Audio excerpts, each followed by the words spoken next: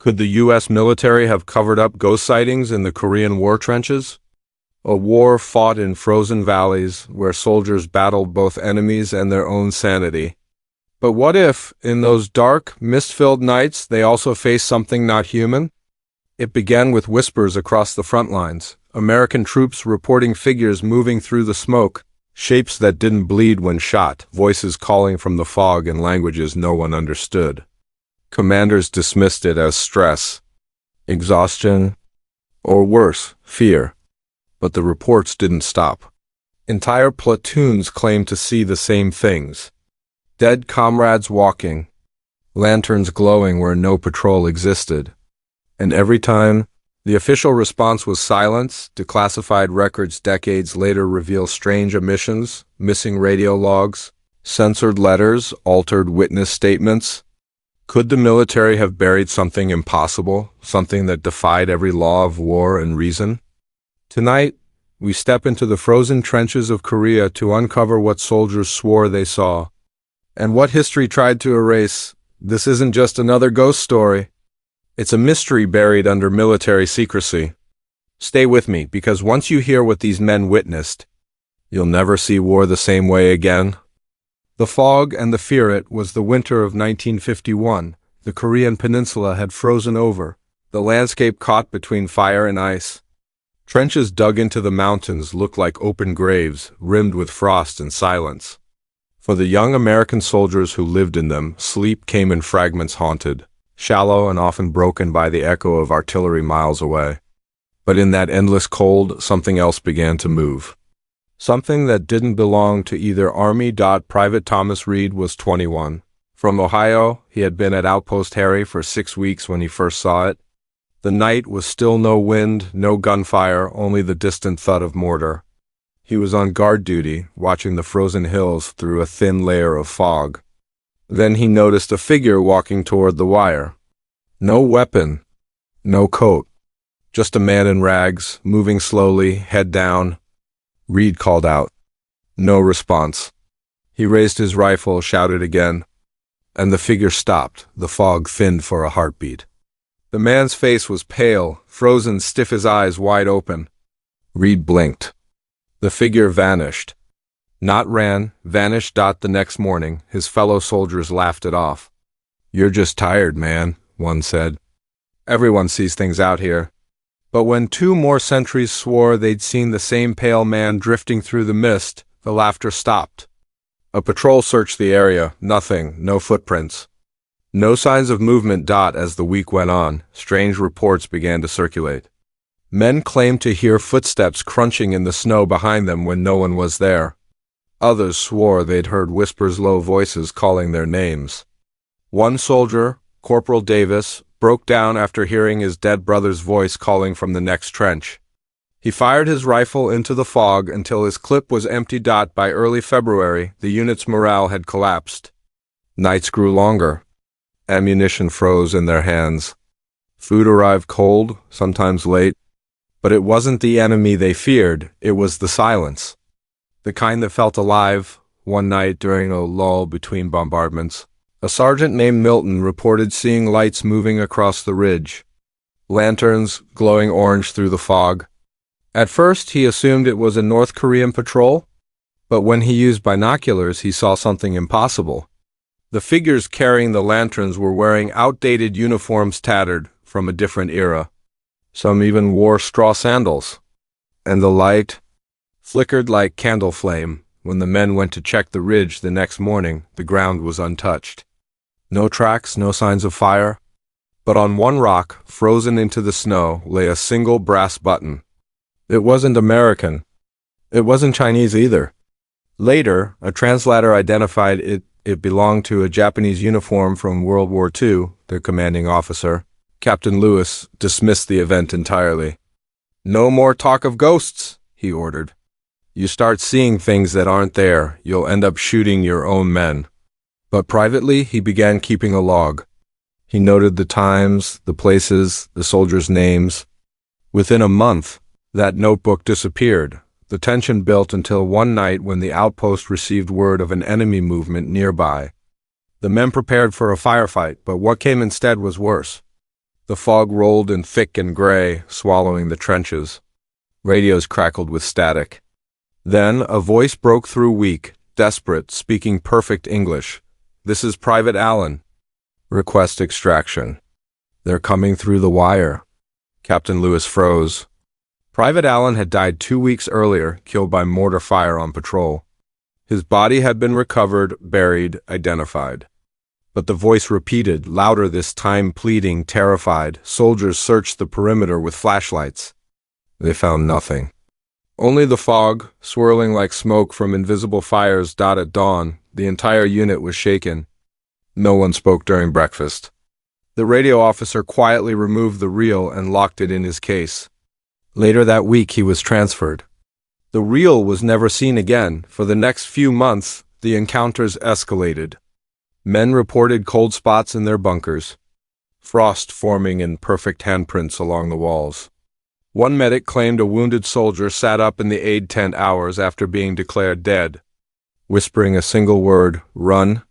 When the medic turned for help, the body was still. Those who returned home years later swore the fear in those trenches was unlike anything they'd felt before. It wasn't just the war, one veteran said in an interview decades later. It was like the land itself was angry, like it remembered every man who died there and wanted us gone. The Korean landscape had known centuries of conflict, dynastic wars, Japanese occupation, the blood of countless battles. Some locals told the Americans that the mountains held old spirits, restless ones who walked during times of violence. Few believed it at first. But when even the South Korean allies began to whisper prayers before night patrols, fear spread faster than frostbite. Then came the night everything changed. March 3, 1951, the fog was so thick you could barely see your own hands. The men of Charlie Company reported strange movement near the South Trench. 2 figures appeared, both wearing American uniforms, helmets low, rifles slung. They walked straight toward the camp. The guard shouted. No reply. The figures kept walking. When they finally stepped into the floodlight, the guard dropped his weapon. Their uniforms were torn, caked in mud and blood. Their faces were pale, hollow, but the worst part, they were recognizable. Both soldiers had died the week before. Their names were on the casualty list. In a panic, the guard stumbled back, screaming. The figures vanished like mist caught in wind. When officers arrived, they found no footprints, no sign of intrusion. Only the guard, trembling, unable to speak for days. That report never reached headquarters. The paperwork was intercepted and marked classified. Later, a historian found fragments of it in an archive, pages missing. Names redacted. After that night, Captain Lewis ordered constant light around the trenches. Fires, lamps, anything to push back the dark. It helped a little, but the men still heard the whispers, still saw the flicker of movement beyond the wire. Some said it was stress. Others believed the souls of the dead American, Korean, Japanese alike were trapped in that frozen ground, repeating the final moments of their lives. Whatever it was, it pushed men to the edge of madness. In the spring, the fog lifted. The sightings stopped for a while. But even years later, veterans refused to talk about those nights. Some never returned to the mountains at all. Yet one detail remains, the missing notebook. Captain Lewis's private log of everything that happened. Witnesses claim he mailed it home before his death, warning that it contained things the Army will never admit. The notebook was never found. Still, one letter surfaced decades later unsigned, but believed to be his. In it, a single haunting line. They told us to stop talking about the ghosts. But what if the ghosts never stopped talking to us? And somewhere in the archives of the Pentagon, a file labeled Unexplained Incidents Korean Theater remains sealed to this day. The fog may have lifted from those trenches long ago, but the fear never did. Voices in the night. By late spring, the war had shifted again, but for the men who'd served through the winter, something inside them had already broken. They carried the silence of those fog-drenched nights like a wound that wouldn't heal. Some couldn't sleep without a light. Others refused to talk about what they'd seen or what they'd heard. But word travels fast among soldiers, even across battle lines. Soon, the whispers had a name, the trench voices. Sergeant Robert Mills first heard them one night near the Imjin River. His platoon had dug in for the evening, exhausted after a day of moving supplies under shell fire. The air was still, moonless, thick with the smell of cordite and damp soil. Around midnight, Mills woke to what sounded like soft static in his radio headset. He tapped the side, thinking it was interference. Then he froze. Through the crackle came a voice. Faint, distant, unmistakably human. "Robert." "Help me." He pulled off the headset, heart pounding. The voice had used his first name. Only one man called him that: Private Hawkins, his closest friend, who had been killed 3 weeks earlier. Mills sat in the dark, listening, nothing. Then, from the trench wall beside him, the voice came again, louder. "Robert." "They're still here." He shouted for a light. The others scrambled awake, rifles ready, sweeping their beams through the trench. Nothing, just fog seeping down from the ridge.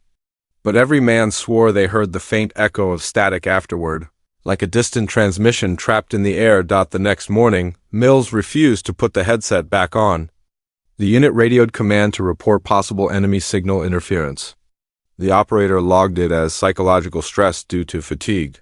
Still, that night, the same frequency lit up again.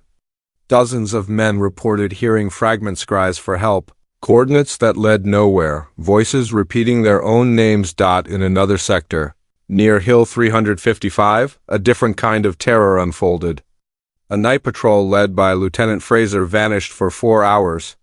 When they returned, their uniforms were torn, their faces pale as snow. They couldn't explain where they'd been. Fraser's report said only this: "We followed a lantern. It led us somewhere that shouldn't exist." The next day, when investigators retraced their steps, they found an old tunnel system beneath the ridge Japanese built from decades earlier, half collapsed and reeking of decay.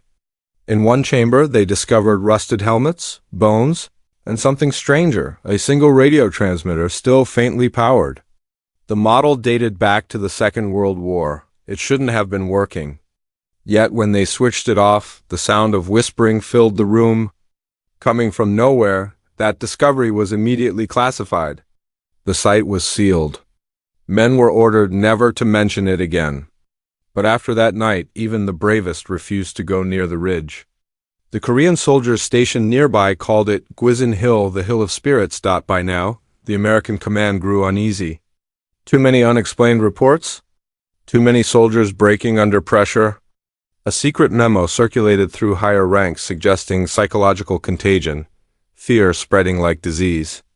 Yet even the officers couldn't deny what the record showed.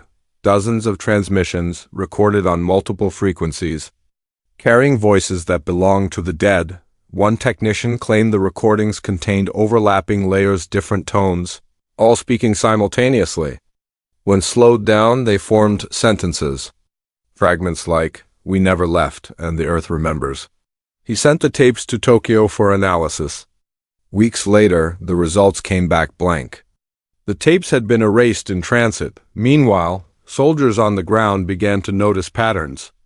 The voices came most often during heavy fog or before an artillery strike, as if the air itself carried warnings. Some started treating them as omens. Others believed the dead were trying to guide them. Private Kim, a South Korean translator, told one reporter years later that he once heard his mother's voice through a field radio, whispering his childhood nickname. She had died long before the war. She said, "Don't go forward tonight," he recalled, tears in his eyes. So I didn't. The next morning, the path was gone, obliterated by shellfire. Still, the line between belief and madness thinned with each encounter. Men refused orders. Some claimed to see faces forming in the static of radio dials, eyes blinking in the glow. A few disappeared entirely, wandering off into the fog as if following a call only they could hear. Back in Washington, psychological warfare experts began reviewing the cases. One theory suggested the Soviets were experimenting with sound manipulation using frequency interference to disorient troops. But when intelligence officers checked enemy transmissions, they found no matching frequencies. And besides, how could a foreign power know the names of the dead Americans being called out on those radios? The answer never came. Then something strange happened. The reports stopped. No more voices, no more sightings, just silence. The soldiers felt relief, but also unease like the calm before a storm.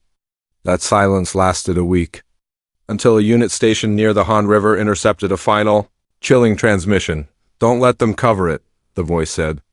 "They're coming for the tapes." The signal cut off. Hours later, the communications tent caught fire. Officially, it was blamed on a faulty generator. But eyewitnesses insisted they saw a man walking out of the flames untouched, wearing an outdated uniform that vanished in the smoke. The remaining records were confiscated. The commander, Colonel Harding, was reassigned.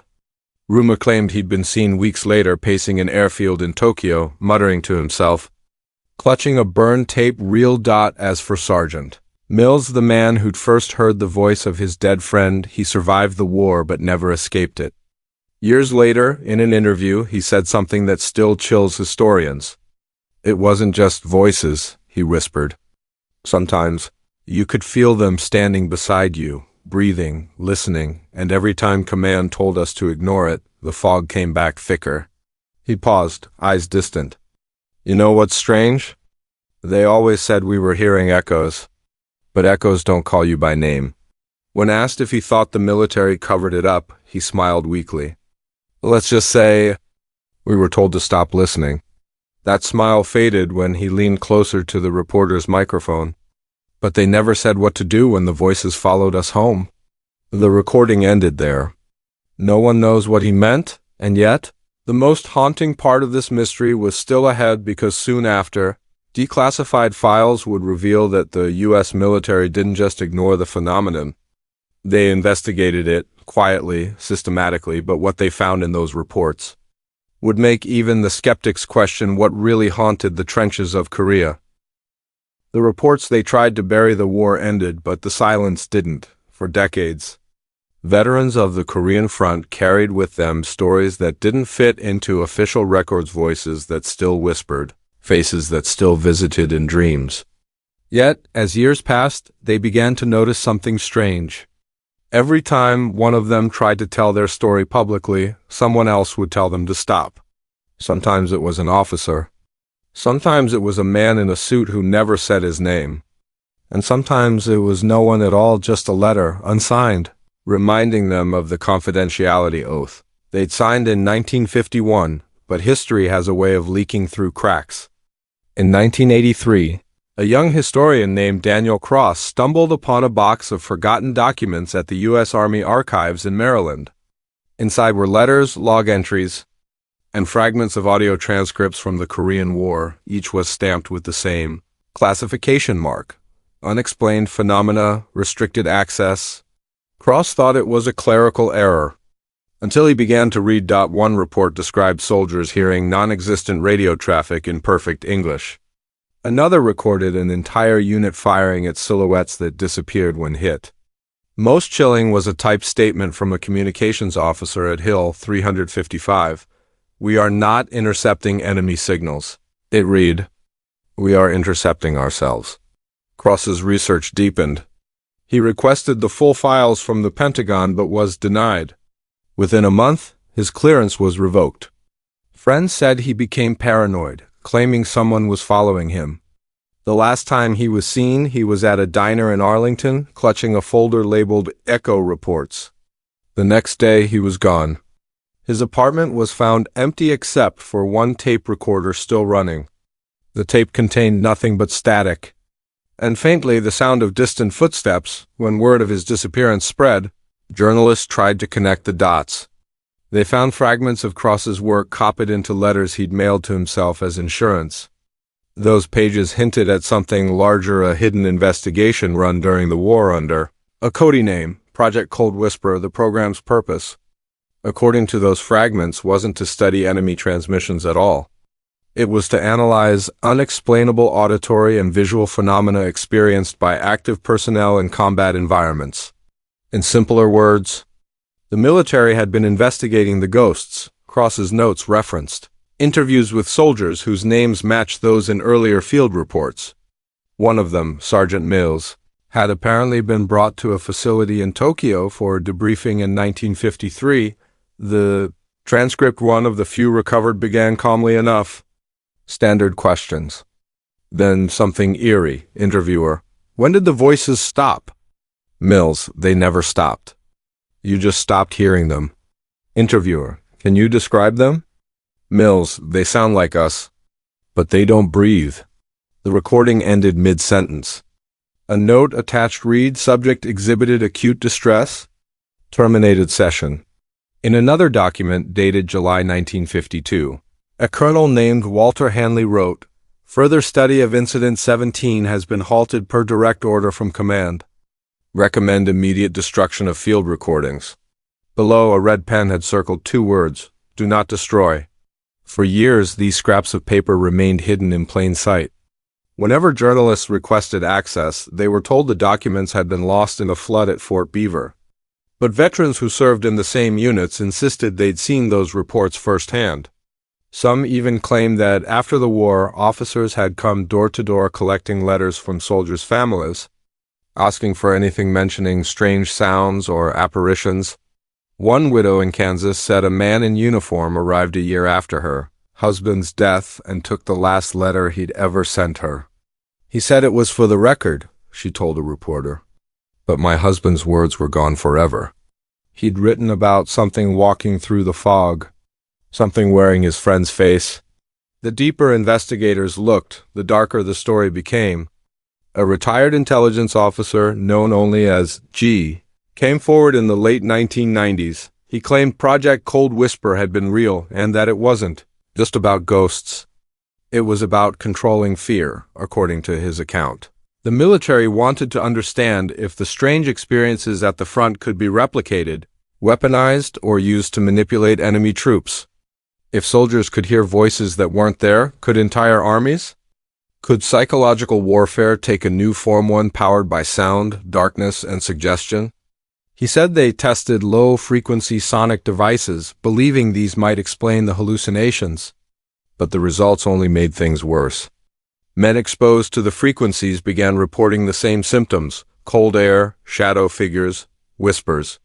As if the experiments didn't cause the phenomenon, they invited it. After that, Project Cold Whisper vanished from all known records.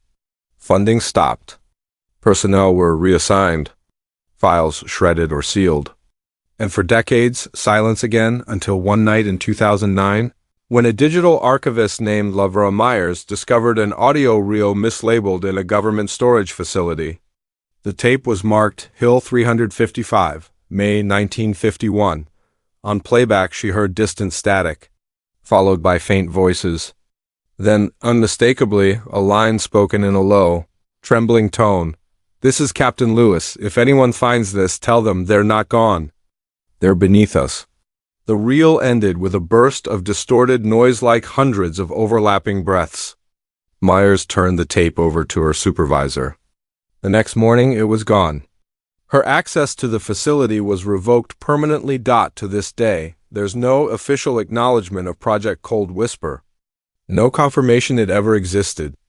And yet the pattern remains: missing records, vanished witnesses, strange disappearances tied to those who come too close. Some believe the government buried it to protect morale during the Cold War. Others say the military discovered something they couldn't explain, something that shook their understanding of death itself. A few even whisper that the fog of those Korean hills wasn't natural, that it was the lingering breath of thousands who died there, trapped between this world and the next. Whatever the truth, the traces are still there, in fragments, in erased names, in brief bursts of static caught on forgotten recordings. The ghosts might have faded from the trenches, but their echoes still live in the archives, waiting for someone reckless enough to listen again. And if the U.S. military truly did cover it all up, perhaps they had good reason. Because what they found in those recordings may not have been ghosts at all. It may have been something far older, something that didn't just haunt the battlefield. It fed on it. Theories of the impossible for decades, the strange events buried under Project Cold Whisper, remained little more than rumor half-whispered by old soldiers in dim bars, or dismissed by academics as the residue of trauma. But in the early 2000s, a group of researchers from Seoul National University decided to re-examine the phenomenon. They weren't ghost hunters. They were neuroscientists, historians, and one retired army psychologist named Dr. Han Soo. He had served as a medic during the Korean War and had seen enough death to recognize ordinary fear. What he described from those nights, however, was not ordinary. Dr. Han's testimony reopened the mystery. He claimed that on more than one occasion, his patients experienced identical hallucinations, seeing the same man without eyes, hearing the same foreign whisper. Mass hysteria can explain panic, he told the team, but not identical words from different men. His interview was recorded, but days later the footage vanished from university servers. The remaining transcripts painted a chilling picture. Han described nights when he felt watched by something that moved just beyond the perimeter lights. You could sense it, he said. It wasn't hatred. It was curiosity, like it was studying us. As the researchers dug deeper, they discovered that reports of strange sounds and sightings weren't confined to the Korean War. Similar accounts appeared in diaries from the Japanese occupation, and even older record stories from farmers who claimed to hear voices in the fog during the Imjin War centuries earlier. The landscape itself seemed to hold memory. The team began exploring a theory that the extreme stress and environmental conditions of trench warfare might unlock something buried deep in human perception.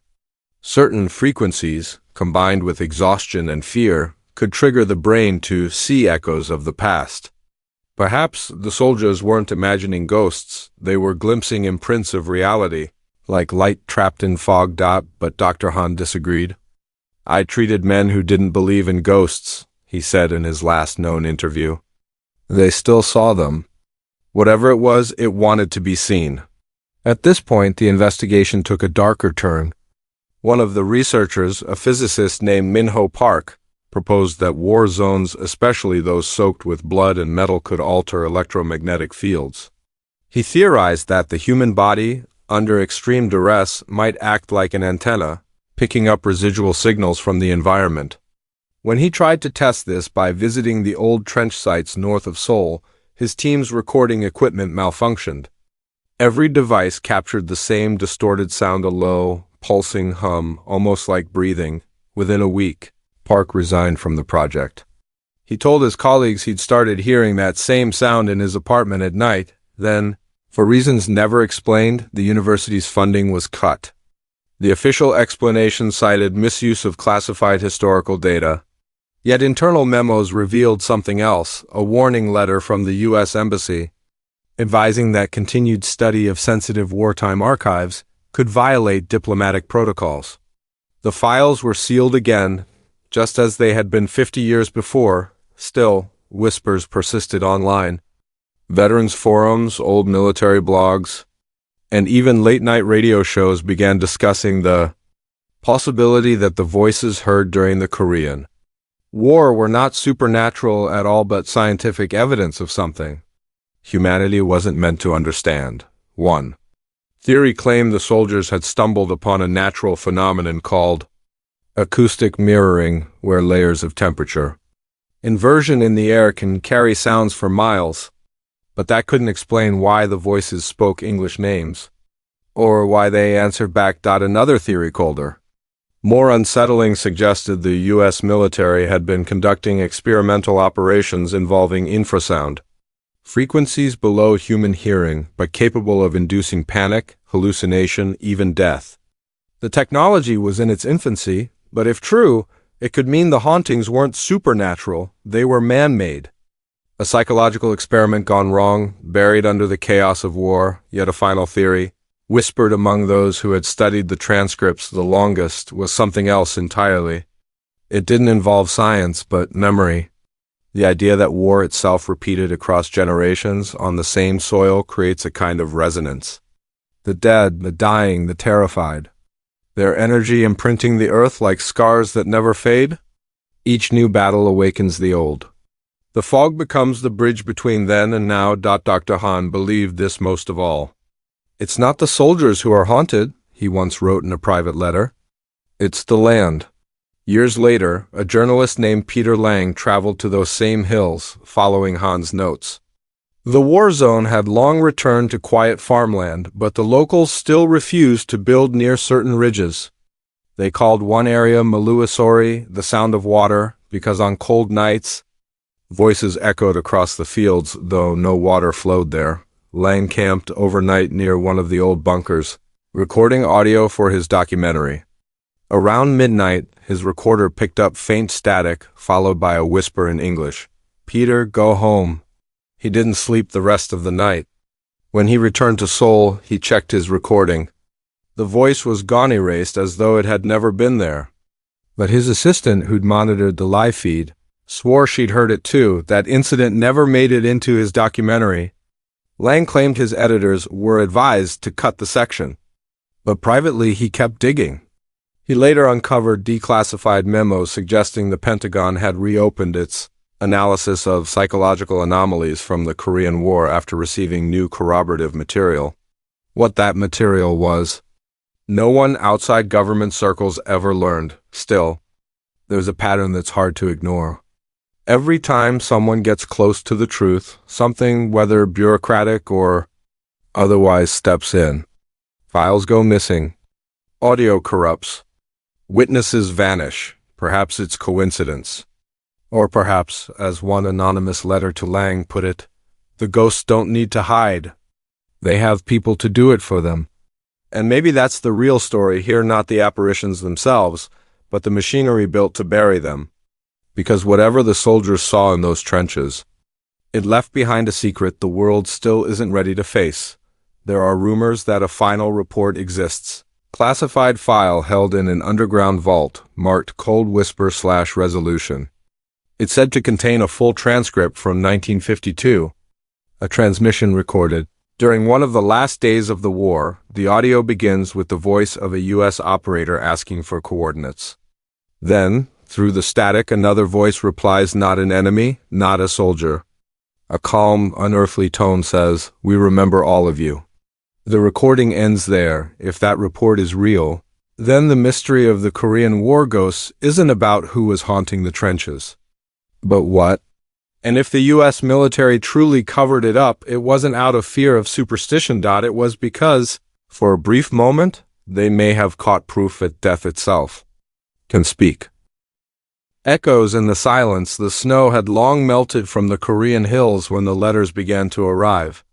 Each was written in an unsteady hand, each postmarked decades apart, yet all carried the same sentence. They're still here. At first, no one knew what to make of them, veterans' ramblings perhaps. But the handwriting was eerily consistent, the phrasing identical. When investigators compared them, they realized something impossible. They all seemed to have been written by the same person. The trail led to a nursing home in Tacoma, Washington, where one of the last surviving officers from the 1951 campaign, Colonel James Harding, lived in quiet isolation. Harding was 91, frail, but sharp. When asked about the letters, he didn't deny them. He simply stared out the window at the rain and said, "You think wars end? They don't, they just change shape." Harding had commanded one of the communication divisions that handled the unexplained radio transmissions during the Korean War, the same transmissions connected to Project Cold Whisper. What he revealed that day to a journalist named Langley reshaped everything that had been assumed about the so-called ghost sightings. He said the recordings they made back then were not just voices, they contained patterns. "At first we thought it was interference," he said softly, "but the engineers noticed repetition. The same phrases, the same timing, like code. We ran it through translators. Nothing matched any known language. Then one of the techs slowed the playback by half, and the words changed." He paused for a long moment. "It said, 'We remember your names.'" Langley asked what happened next. Harding's eyes grew distant. "We destroyed the equipment the next morning," he murmured. "At least we thought we did." That statement led Langley to dig deeper into a storage registry near Fort Meade, where he uncovered inventory sheets marked Cold Whisper Auxiliary Archive. Most of the boxes were missing, but one file remained. Inside it, there was a single photograph of a group of soldiers standing near a radio tent, their faces blurred by motion.